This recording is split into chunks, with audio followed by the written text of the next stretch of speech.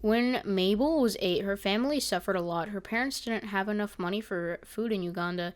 Father was a fisherman, and he went to fish in Lake Victoria, but his nets were small. He couldn't catch enough fish in his small nets to make enough money to buy big nets or feed his family. After a while, Father decided to find a new job. He moved the family to another city and got a job as a security guard at a Seventh-day Adventist school. Mother got a job as a cook and at the same school. Father and mother were very happy because now they could earn enough money for the family. Mabel's family were not Seventh-day Adventists, and they did not plan to become Seventh-day Adventists.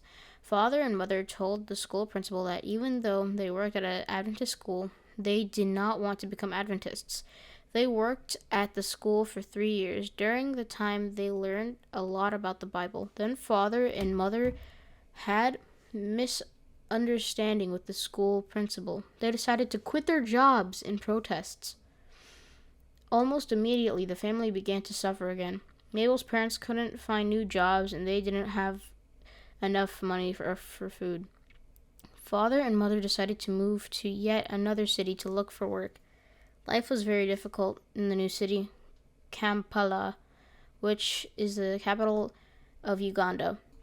The family didn't know anyone who could help them. As the family savings ran out, mother desperately came up with a plan. She called Mabel and the other children to her. "Look for a Seventh-day Adventist church where we can ask for help," she said.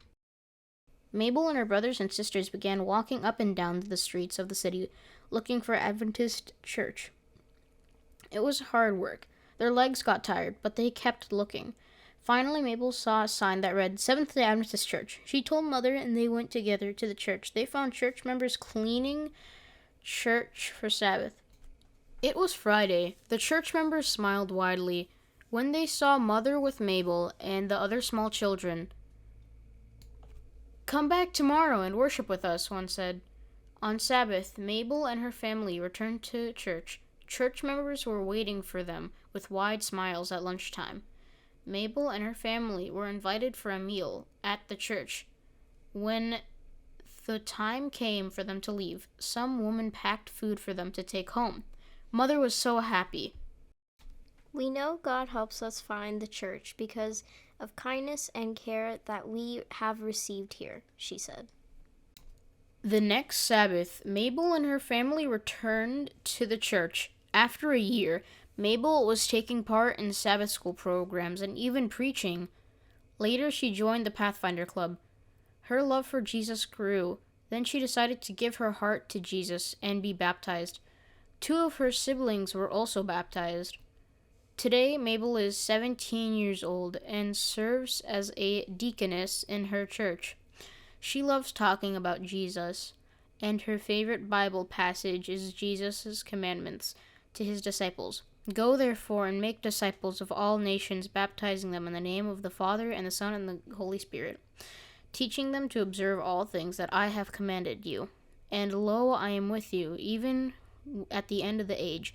Matthew chapter 28, verses 19 through 20, New King James Version. She loves to preach and teach the Bible. Part of this quarter's 13th Sabbath offering will help train young people like Mabel to preach and teach the Bible, and at the same time teach them how to grow crops so that they can have enough money for food and other important things. Thank you for planning a generous offering for the Youth Training Center in Nechuwanga, Uganda. Please hit the subscribe button, hit the notification bell, and smash that like button. Also, I have a Patreon in the description just in case if you want to check that out.